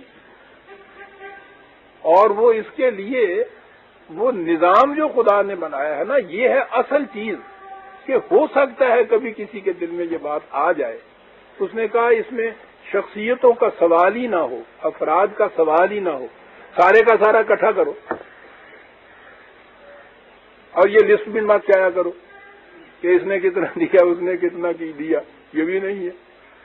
اور اس کے بعد ہر ایک کی ضرورت جو ہے اس کے مطابق وہ آگے لیتا چلا جائے، اور اس ضرورت کے مطابق لینے میں خود امیر المومنین بھی موجود ہو۔ یہ نہ ہو کہ لینے والا آئے تو سب دیکھیں کہ صاحب یہ تو بڑا غریب آدمی مفلس ہے جو مانگنے کے لیے آیا ہے، سوال ہی نہیں، اس میں ہر شخص وہاں سے لے تو بات اٹھ گئی۔ یہ ہے رزق کریم۔ واہ واہ، صبح کی محسوس نہ کس دری جا سائلو معصوم نے، عبد و مولا حاکم و محکوم نے، کس دری جا سائلو محروم نے، عبد و مولا حاکم و محکوم نے۔ اور دوسری جگہ جو ہے یہ کس نہ گرد در جہاں محتاج کس، نقطۂ شرع مبین این استو، بس اسلامی نظام، یہ سارے شریعت، یہ قوانین، یہ سارا کچھ وہ کہتا ہے اس کی لم، اس کی ٹچ، اس کی علت غائی یہ ہے کہ کس نہ گرد در جہاں محتاج کس، کوئی شخص کسی دوسرے کا محتاج نہ ہو، نقطۂ شرع مبین این نستو، بس ساری بات عزیزان من احترام انسانیت کے اندر، اصل تہذیب احترام آدم۔ کوئی ایسا عمل جس میں احترام آدمیت کے اندر فرق آ جائے عزیزان من، وہ عمل خیر نہیں، وہ عمل صالح نہیں، وہ ایمان نہیں۔ آپ کو یاد ہے میں نے اس درس کے اندر جو یہ بتایا تھا، وہ گورنر جو تھے وہ ساتھ، انہوں نے کسی ایک ذمہ سے یہ کہہ دیا تھا حدق اللہ، خدا تجھے ذلیل کرے، کہہ تو دیا، اور اس کے بعد جب ذرا سا بھی اس پہ سوچا کہ یہ کیا ہوا، فوراً آگے باب خلافت کے اندر استعفیٰ اپنا پیش کر دیا، رو رہے تھے۔ بڑے بلند پایا یہ صحابی، یہ وہ تھے جن کے متعلق حضرت عمر نے کہا تھا کہ اگر وہ صحیح عمیر وہ کوفے میں گورنر تھے، وہ کہا تھا کہ وہ اگر میرے قریب ہوتا کتنا اچھا ہوتا، کتنا اچھا میں فائدہ اٹھا سکتا اس کے مشوروں سے۔ یہ وہ شخص تھا، وہ آیا اور اس نے کہا کہ یہ استعفیٰ دے دیا، رو رہا۔ تو اس نے کہا کیا ہوا؟ سارے صحابہ جمع ہوئے، انہوں نے کہا کیا کہہ رہے ہو؟ کہنے لگے کہ میں نے یہ کہہ دیا ایک شخص کو جو خدا ذلیل کرے۔ کہنے لگے غصے میں ہو، کہنے لگے سوال ہی نہیں ہے، جس شخص سے کسی ایک انسان کی کسی پہلو میں بھی تجدید ہو جاتی ہے، اسلامی نظام میں وہ کسی عہدہ کے لینے کا مستحق نہیں ہے۔ سر بات تیرا ہی کہتے رہے، کہنے لگا کہ نہیں سر میں اس کا اہل ہی نہیں، تجھ میں ابھی کمی ہے، جس دن یہ بات نکل جائے گی پھر آ جاؤں گا میں اس کے لیے، نہیں تیار ہوں اتنی سی بات کہنے کی۔ احانت انسان کی، وَلَقَدْ کرمنا بنی آدم، خدا کہتا ہے ہم نے ہر آدم کے بیٹے کو واجب التعظیم بنایا ہے، واجب الاحترام بنایا ہے۔ اس لیے کسی سے کچھ چھیننا یا سلب و نہب سے اس کی بےزتی کرنا تو ایک طرف، کسی کو دے کے بھی اگر اس کی احانت ہوتی ہے تو یہ بھی جرم عظیم ہے بارگاہ خداوندی میں کہ اس نے وہ تکریم آدمیت کے خلاف یہ کچھ کیا ہے۔ اسی لیے رزق کریم کہا جائے، کہا یہ بات جو کہہ رہے ہیں والذین سعوا فی آیاتنا معاجزین اولئک لہم عذاب من رجز علیم۔ کیا لفظ آیا رجز، کہا یہ جو مخالفت کرتے ہیں ہمارے نظام کی، کوشش کر رہے ہیں کہ ہمیں یہ اپنے اس ظلم اور استبداد کی قوتوں کے مقابلے میں بے بس کر دیں، ہمارا پروگرام برابر نہ ہو، ہم ناکام رہ جائیں، یہ کامیاب ہو جائیں، یہ کوشش کرتے ہیں یہ لوگ۔ ان کے لیے یہ عذاب کا لفظ تو وہی ہے، ان کے اس قسم کے جو جرائم ہیں ان کے جو نتائج پیدا ہوتے ہیں انہی کو ہم سزا بھی کہہ دیتے ہیں۔ ان کے لیے یہ چیز ہے رجز علیم، یہ لفظ رجز جو ہے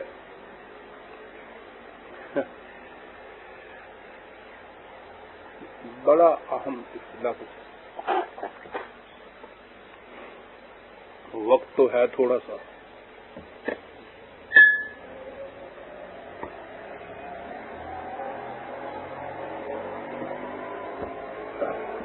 یہ دیکھیں کہاں آیا ہے یہ لفظ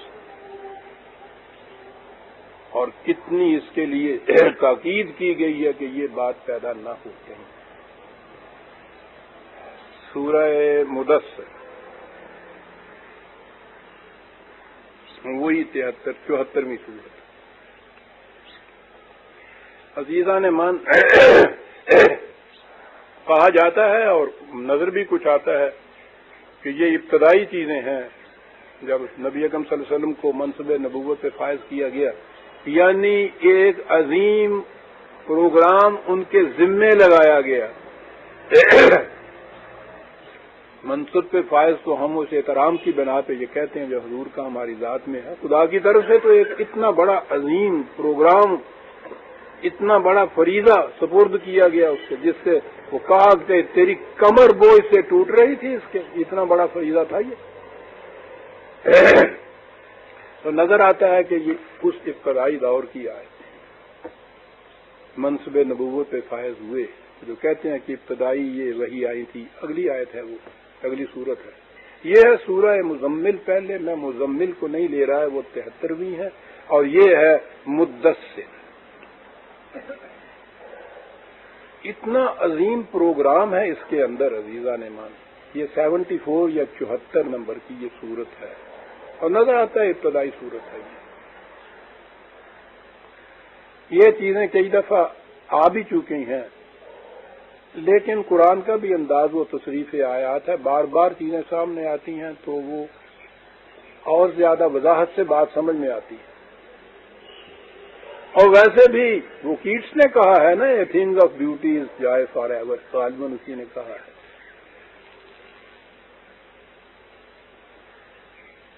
کہ یہ بات نہیں ہے کہ کسی حسین یا حسن کو بار بار دیکھیے تو جی بھر جاتا ہے، اس سے حسن سے تو جی نہیں بھرتا۔ تاج محل کو جب بھی دیکھیے ہر بار اس کی ایک نئی کیفیت سامنے آتی ہے۔ قرآن کے یہ حقائق جو ہیں جتنی بار بھی سامنے ہیں اس میں ایک نئی چیز پیدا ہوتی ہے۔ یا ایھا المدثر، پہلے میں یہ آیتیں 3 پڑھ لوں۔ قم فانذر وربک فکبر وثیابک فطہر والرجز فاہجر ولا تمنن تستکثر۔ پروگرام یہ وہ لفظ رجز جو ہے نا، اس کے لیے میں نے ذہن میں آیا تھا کہ میں عرض کروں کہاں آیا ہے، بڑی اہم جگہ یہ ہے۔ ہمارے ہاں جو مروجہ ترجمے چلے آ رہے ہیں، پہلے انہیں دیکھیے کہ انہی کی روح سے کہتے ہیں کہ قرآن مجید کو سمجھنا چاہیے۔ نہایت قابل اعتماد ترجمہ ہے مولانا محمود الحسن شیخ الہند۔ ترجمہ اس میں یہ ہے، اے لحاف میں لپٹنے والے، کھڑا ہو اور ڈر سنا دے، اور اپنے رب کی بڑائی بول، اور اپنے کپڑے پاک رکھ اور گندگی سے دور رہو۔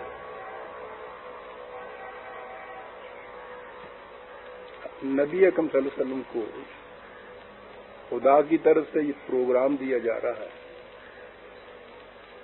یہ چیزیں کہ اپنے رب کی بڑائی بول، کیا سمجھے آپ اس سے؟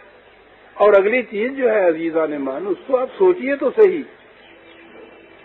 کہ حضور سے 40 سال کی عمر میں تو حضور کو یہ نبوت ملی ہے۔ آپ سوچئے انہیں یہ کہا جا رہا ہے کہ اپنے کپڑے پاک رکھا کر اور گندگی اور غلاظت سے دور رہا کر۔ معاذ اللہ معاذ اللہ۔ یعنی حضور کے متعلق یہ بات کہ وہ اپنے کپڑے بھی صاف نہیں رکھا کرتے تھے، اس کے لیے بھی وہ وحی دینی پڑی۔ کہاں پڑتا ہے جی؟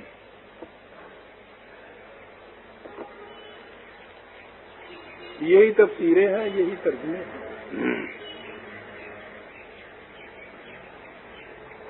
مدثر، اے لحاف میں اٹھنے والے، مزمل، اے کملی والے، یہ ترجمے ان کے کیے جاتے ہیں۔ اور پھر وہ کملی والا تو پوچھو ہی نہیں، پھر ایک دنیا میں کملا کیتا ہے۔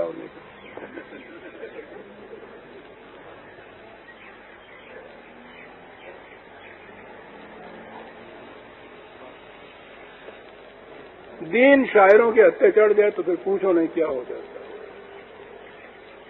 تو چڑھے گا جب آپ کہیں گے وہ کملی والے ہو کہ جی وہ اللہ کو بڑا پسند آئے تھے آپ، وہ پھر ساتھ جتنے آپ کو یہ فقیر درویش یہ سارے جتنے بھی ہیں وہ سب وہ کملی لیے پھرتے ہیں۔ یہاں آگے وہ بڑے ہیں، اس نے کہا کہ کملی سے کام نہیں چلتا، وہ اے لحاف میں لپٹنے والے کہہ دیا۔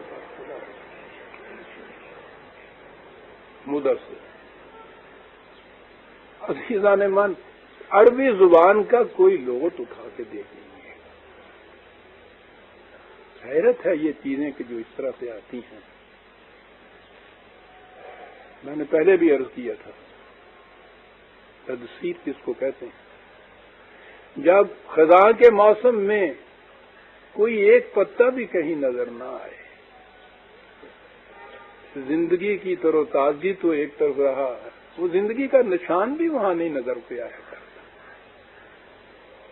جب یہ کیفیت ہو جائے گلشن عالم کی کہ اس میں کسی ایک درخت کے اوپر کوئی زندگی کا نشان تر و تازگی کی علامت بھی نہ رہے، اس کے بعد بہار کے موسم کے اندر جو نئے نئے شگوفے ان میں سے پھوٹتے ہیں، اس کو کہتے ہیں تدثیر۔ مدثر کے معنی اے جہان کے خزاں دیدہ گلشن کے اوپر بہار نو لانے والے، کم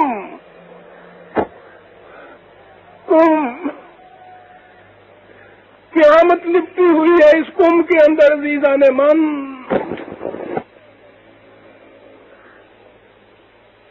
تاریخ سے پوچھو، ساری تاریخ بتا رہی ہے کہ اس زمانے میں انسانیت کے عالم میں کہیں زندگی کا نشان نظر نہیں آتا تھا جب حضور کا ظہور ہوا ہے. ہم نہیں کہہ رہے عزیزان من، emotion is the basis of civilisation. اس کو دیکھو ڈینیسن کی کتاب کو دیکھیے، وہ کیا نقشہ کھینچتا ہے. بین ہی یہ لفظ ہیں اس کے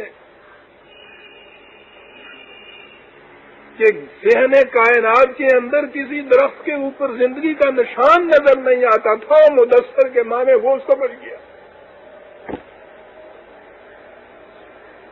اے اس گلشن خزاں دیدہ پر بہار نو لانے والے، اف عزیزان من، میں سمجھتا ہوں اس سے بہتر نعت کا شعر نہیں ہو سکتا. خدا جب حضور کی نعت میں کہے گا تو وہ اس سے کم کیا کہے گا.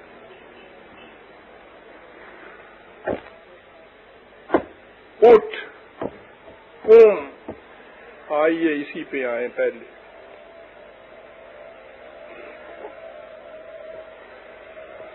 یہ ہے فریضہ رسالت. فریضہ نبوت تو وہ ہے کہ جو پروگرام مل گیا حضور خدا کی طرف سے. میل اس لیے نہیں گیا کہ ان کی ذات تک کے لیے یہ رہے. خدا کے ساتھ مثلا ہم کلامی ہے، باتیں ہو رہی ہیں، اس کی محفل میں گئے ہوئے ہیں، اس کے ساتھ یہ سارے تعلقات ہیں، سب کچھ اپنی ذات تک رکھا جائے. یہاں تک تو وہ نبوت ہے جو اس کی ذات تک آتی ہے. نبوت دی اس لیے جاتی ہے کہ فریضہ رسالت جو ہے اس کی ادائیگی ہو. اب رسالت ہے انقلاب لے آنا اس کائنات کے اندر. کہا یہ مل گیا پروگرام تمہیں، قوم اٹھ. قیامت کا لفظ اس کا مادہ بھی تو یہی کام ہی ہے جس سے تم ہے. قیامت برپا کر دے. اٹھ، یہ کہا قیامت برپا کر دے. یہ جو فرق ہے نا، میں نے کبھی تفصیل میں جا کے تصوف کی باتیں نہیں یہاں کی، وہ بڑی لمبی چوڑی بات ہے. میری کتاب کی کتابت ہو رہی ہے آج کل حقیقت تصوف کے اوپر، جو میں نے اب لکھی ہے، شاید زندگی کی آخری کتاب ہو. اس میں ایک بات جو ایک نقطہ ہے وہ ہے یہاں جو لانے کا اقبال نے جس کو بیان کیا ہے بڑا اہم ہے. وہ کہتا ہے کہ جو کچھ بھی ہے خدا کی طرف سے ملتا ہے. تصوف والے کو جس کو اولیاء کرام کہتے ہیں، صوفی کہتے ہیں، جو کچھ بھی وہ ہوتا ہے کے لیے مانے لیتے ہیں کہ خدا سے ہم کلامی ہوتی ہے، باتیں کرتا ہے، روز خدا کے پاس ہوتا ہے. وہ تو ایسا انداز بتاتے ہیں نا آپ کو جس طرح کٹھے کھیل ڈائے ہوئے ہے کہ گلیاں بھی یار ہوں. وہ کہتے ہیں کچھ بھی ہے لیکن کسی دوسرے انسان کو تو اس سے کوئی فائدہ نہیں ہوتا. عالم انسانیت سے تو اس کا کچھ تعلق اس کی ذات میں ہے. چلو جی بہت کچھ ہے. اسے کہا جائے اگر کہ صاحب ہمیں بھی بتائیے کہ یہ کیا ہے، وہ کہتے ہیں صاحب ذوق ہی بادہ نہ دانی بخدا تانا چشی. بھائی یہ تو نشہ ہے شراب کا، جو پیے گا اس کو تو نشہ آئے گا، جو پیے گا نہیں. وہ سمجھا کے میں سکوں تمہیں کہ نشہ ہوتا کیا ہے.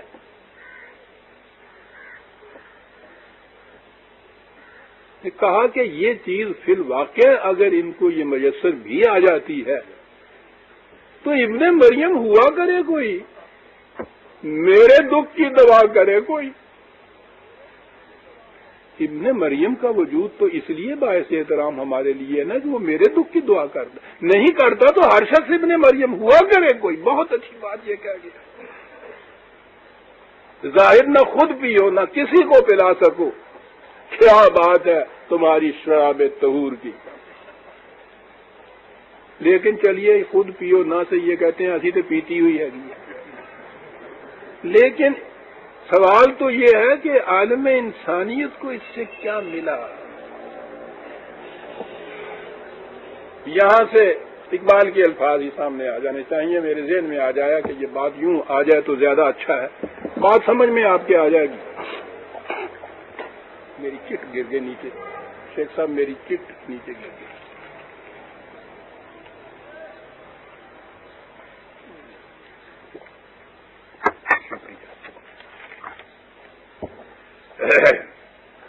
انہوں نے یہ جو 6 لیکچرز ہیں نا اس میں یہ چھٹا لیکچر ہے، عظیم چیز ہے یہ ان کے لیکچر میں. کہا یہ وہ لکھتے ہیں اقبال، ایک کوٹیشن پہلے دی ہے انہوں نے، ایک بہت بڑے صوفی بزرگ گزرے ہیں عبد القدوس گنگوہی رحمۃ اللہ علیہ. یہ جو ہے نا مولانا اشرف علی تھانوی، خانہ بنو نالے، مولانا امداد اللہ مہاجر مکنی، مولانا عبد القدوس گنگوہی، یہ وہ سلسلہ ہے تصوف کا. اتنے بڑے بڑے اس میں یہ بزرگ گزرے ہیں. کہا کہ انہوں نے یہ کہا تھا، یہ حضرت عبد القدوس گنگوہی نے، کہ محمد عربی صلی اللہ علیہ وسلم فلک الافلاک کی بلندیوں پر پہنچ کر واپس تشریف لے آئے. خدا شاہد ہے کہ اگر میں اس مقام پر پہنچ جاتا تو کبھی واپس نہ آتا. اقبال لکھتا ہے کہ یہ الفاظ ایک بہت بڑے صوفی بزرگ کے ہیں، عبد القدوس گنگوہی کے. تصوف کے تمام لٹریچر میں ان جیسے اور الفاظ کا ملنا غالباً مشکل ہے جو ایک فکرے کے اندر شعور نبوت اور تصوف کے اس قدر لطیف نفسیاتی فرق کو اس طرح واضح کر دے. بڑی اہم بات کہی، ایک صوفی اپنے انفرادی تجربہ کی تجرد گاہ سے واپس نہیں آنا چاہتا، اور جب واپس آتا بھی ہے تو اس کی یہ مراجعت نوع انسانی کے لیے کچھ معنی نہیں رکھتی. اس کے برعکس یہ ہے، اب رسالت آئی، ایک نبی کی مراجعت تخلیقی مقصد کے لیے ہوتی ہے، کریٹو پرپز ہوتا ہے اس کے اندر. وہ آتا ہے کہ زمانے کے طوفان پر تسلط پا کر تاریخ کی قوتوں کو اپنے قابو میں لے آئے اور اس طرح مقاصد کی ایک نئی دنیا تعمیر کر دے. کیا الفاظ! ایک صوفی کے لیے اس کے انفرادی تجربہ کی تجرد گاہ آخری مقام ہوتی ہے، لیکن ایک رسول کے دل میں اس سے زلزلہ انگیز نفسی قوتیں بیدار ہو جاتی ہیں جن کا مقصد یہ ہوتا ہے کہ وہ تمام دنیا انسانیت میں ایک انقلاب پیدا کر دے. یہ آرزو کہ جو کچھ اس نے دیکھا ہے وہ ایک جیتی جاگتی دنیا کے پیکر میں متشکل ہو جائے، نبی کے دل میں پیش ہوتی ہے. اسی لیے ایک صاحب وحی کے تجربہ کی قدر و قیمت جانچنے کا ایک طریقہ یہ بھی ہے کہ دیکھا جائے کہ اس نے انسانیت کو جس قالب میں ڈھالا ہے وہ کیسا ہے، اور اس کے پیغام کی روح سے جس قسم کی دنیائے ثقافت یعنی کلچر ابھر کر سامنے آ گئی ہے وہ کس انداز کی ہے. نبی کا فریضہ یہ ہوتا ہے، اور یہ ہے وہ چیز جس کے لیے کہا گیا کہ قم اٹھ. نبوت تک تو وہ جیسا اگر سمجھا جائے تو وہ صوفی کا رتبہ ہے، تجرد گاہ ہے، اسی ذات تک ہے. وہ ملا اس کو وہی ملی وہی اس کو، لیکن وہ اس لیے نہیں تھی کہ وہ خود اپنے طور پر اس سے لذت انگوز ہوتا رہے، اس نشے میں سرشار رہے. یہ نہیں ہے، دیا گیا اس لیے پروگرام کے قم اب تو بیٹھ نہیں سکتا، نہیں اب اٹھنا ہو، قیامت برپا کرنی ہو.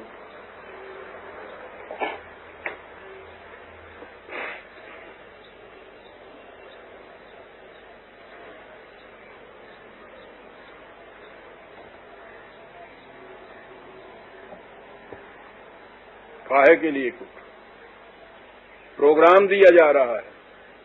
قم فانذر، پہلی چیز تو یہ انسانیت سے پروکلیم کر دے کہ جس روش کے اوپر تم چلے جا رہے ہو یہ تمہیں تباہیوں کے جہنم کی طرف لے جائے گی. وارننگ دے دے. پہلی چیز تو وارننگ ہوتی ہے، بڑی ضروری چیز ہے کہ جو راستہ تم نے اختیار کیا ہے وہ تمہیں تباہی اور بربادی تک لے جائے گا. خانزی، پہلی چیز تو یہ کر، پکارتا چلا جا، یہ بھی غلط ہے، یہ بھی غلط ہے، یہ بھی غلط ہے. اور اس کے بعد مثبت پروگرام کیا ہے؟ رب کا فکبر، یہاں آ گیا یہ رب کا لفظ، نشو و نما دینے والا، ربوبیت عالمینی کا ذمہ دار، خدا کی ربوبیت ایک عالمینی وہ تو ہے، وہ خدا ہے، وہ رب ہے، لیکن اس کو دنیا کے اندر بروئے کار لانا، ایک عملی نظام پیدا کرنا جس سے واقعی کوئی رات کو بھوکا نہ سائے۔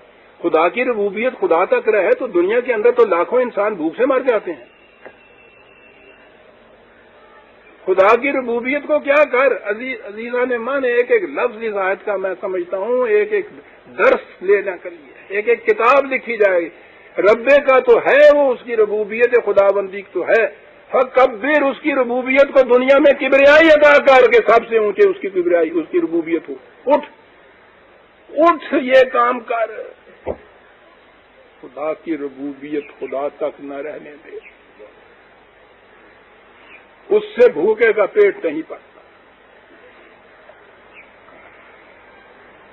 سارا دن تسبیح کے اوپر اگر وہ یہ پڑھتا رہے کہ تو رب ہے میرا، تو نشو و نما دینے والا ہے، نہیں پیٹ بھرتا۔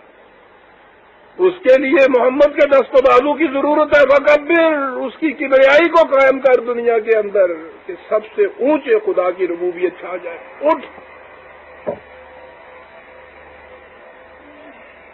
دیکھ رہے ہیں آپ، ترجمہ ہو رہا تھا اس کی بڑائی بول،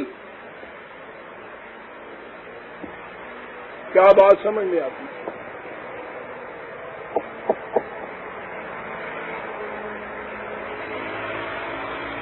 کہا اس کے لیے سب سے پہلے کچھ اپنے اندر بھی تغیر کی ضرورت پڑے گی۔ دوسرے کو کچھ کہنے سے پہلے سیابہ کا فطہر، جس کے معنی کیا اپنے کپڑے پاک صاف رکھ۔ ان کو پتہ نہیں عربی زبان میں یہ صوب کے صوبہ جو ہے، جس کو آپ پرسنالٹی یا شخصیت کہتے ہیں، اس کے لیے یہ لفظ آتا ہے۔ وہ کپڑے کے لیے تو اس لیے ہوتا ہے کہ وہ شخصیت نے اس کو پہنا ہوا ہوتا ہے، ورنہ یہ لفظ شخصیت کے لیے آتا ہے، پرسنالٹی کے لیے آتا ہے۔ اور یہ طاہر کے معنی یہ نہیں کہ پہلے کوئی غلاظت لگی ہوئی ہوتی ہے تو اس کو پاک کیا جاتا ہے، اس کے معنی دور رکھنا ہوتا ہے۔ ہر قسم کی ایسی چیز جو تمہاری تحریک کے لیے کسی قسم کی بھی خرابی کا موجب ہونے والی ہے، اس کو دور رکھ، اس سے اپنی شخصیت کو دور رکھ، اس سے دور رکھنے اس معنی ہوتے ہیں۔ پہلی شرط یہ ہے تمہارے، اور یہ وہ لفظ ہے وَالرُّجْزَ فَاهْجُرْ۔ یہ جو میں نے کہا ہے کہ وہ ترجمے کی روح سے کہ وہ گندگی سے دور رہو، یہ ترجمہ کیا تھا نا انہوں نے، رجس۔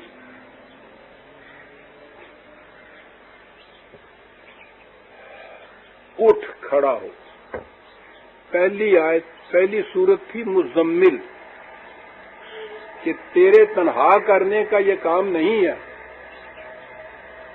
یہ ایک قافلہ ہوگا، رفقا کی جماعت ہوگی، والذین معہ ہوگا، ساتھیوں کو اپنے لینا ہوگا۔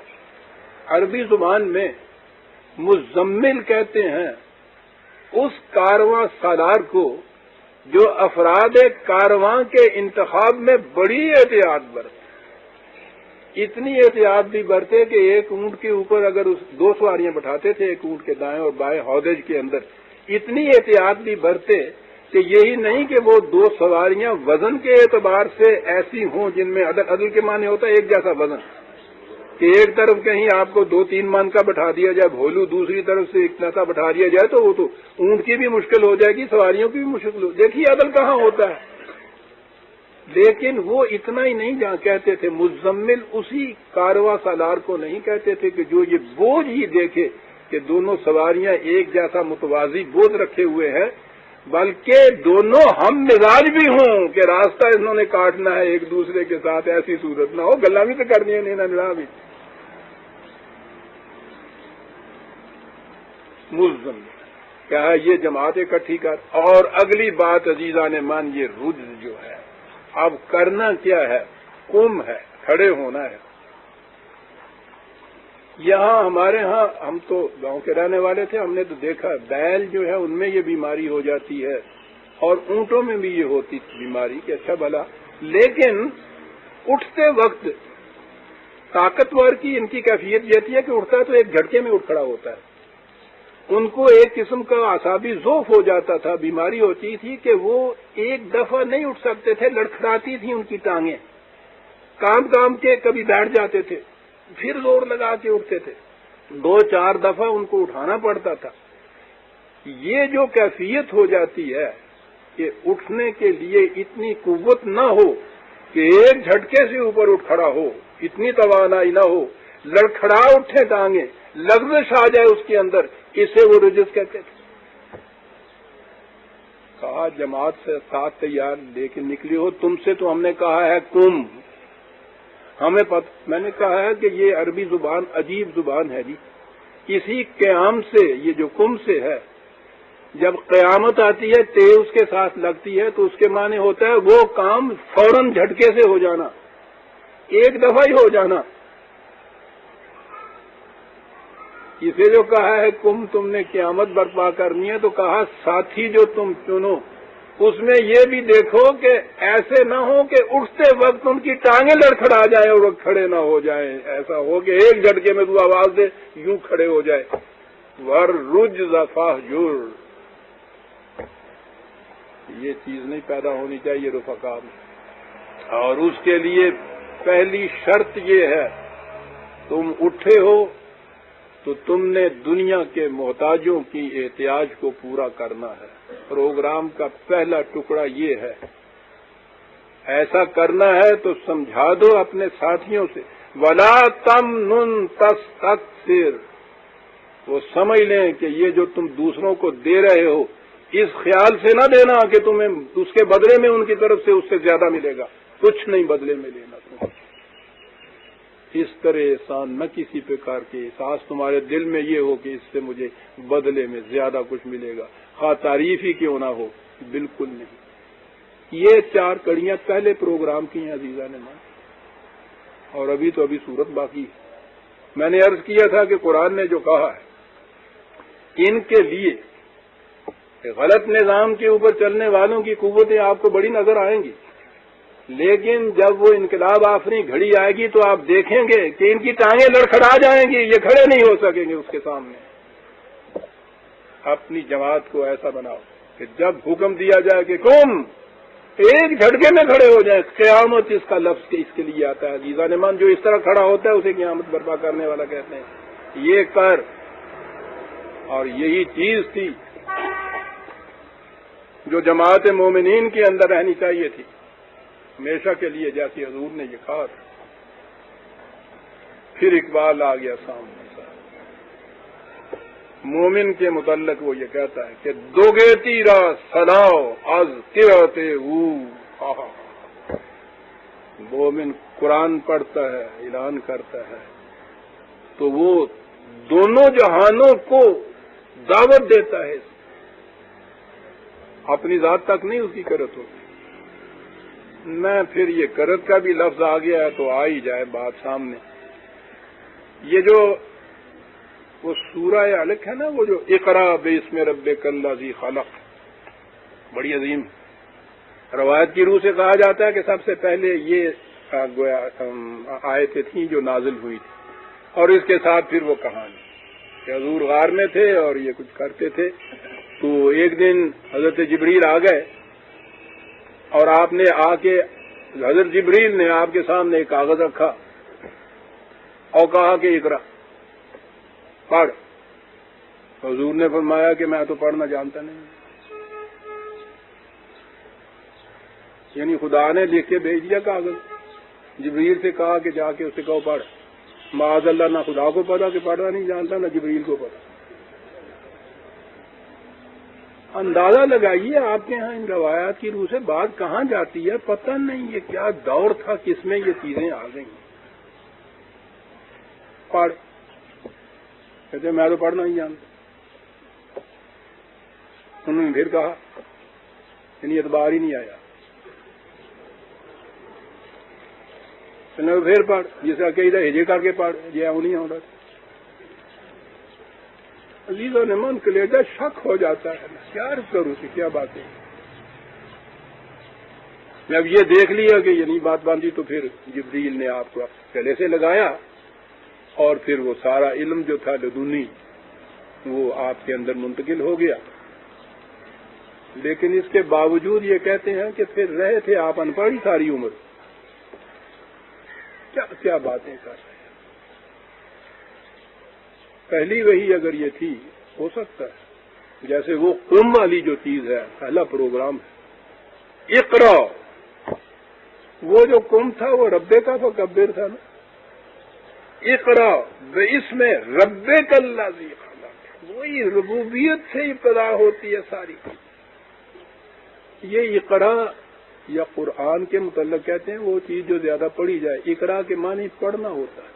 عزیزان مان اس کے بنیادی معنی ہوتے ہیں پروکلیم کرنا، اعلان کرنا کسی چیز کا، دنیا میں اعلان کر دے. قرآن کے معنی پروکلیمیشن ہوتا ہے.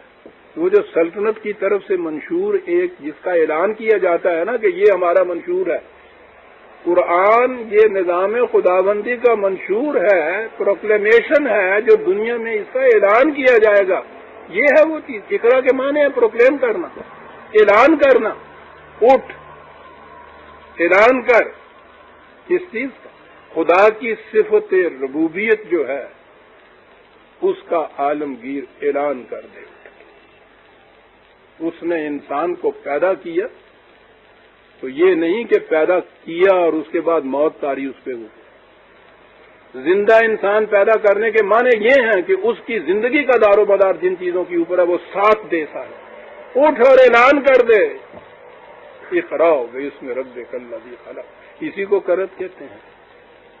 بات آئی تھی اقبال کے شعر سے، دگیدی را سلاو از قرات اوس. مومن کی قرت جو ہے قرآن کی، قرآن کا پڑھنا نہیں ہے، اعلان کرنا ہے قرآن کے پروگرام کا. دونوں دہانوں کو وہ دعوت دیتا ہے مومن. مسلمان لا یموت از رکعت اوس. رکعت کے معنی یہ دو رکعتاں ایسی کہنے ہیں نا. رکعت کے معنی رکوع، خدا کے سامنے جھک جانا. خدا کے سامنے مومن جھکتا ہے تو لا یموت ہو جاتا ہے. وہ بھی ہے یہ لا یموت ہے، مرتا نہیں ہے، پھر یہ زندہ جاوید ہو جاتا ہے. اس کی حیات جاوید حاصل کر لیتا ہے خدا کے قوانین کے سامنے جھکنے سے. نداند کشتہ این اثر بے سوز. اس زمانے کا کشتہ مارا ہوا انسان، وہ زمانہ کہ جس کے اندر خود سوز نہیں ہے، اپنے اندر سوز نہیں ہے، دوسروں کو مار دیتا ہے. کیا بات کہہ گیا ہے صاحب. این اثر بے سوز ندانت، کیا جانے وہ یہ قیامت ہا کہ در قد قامت اوس.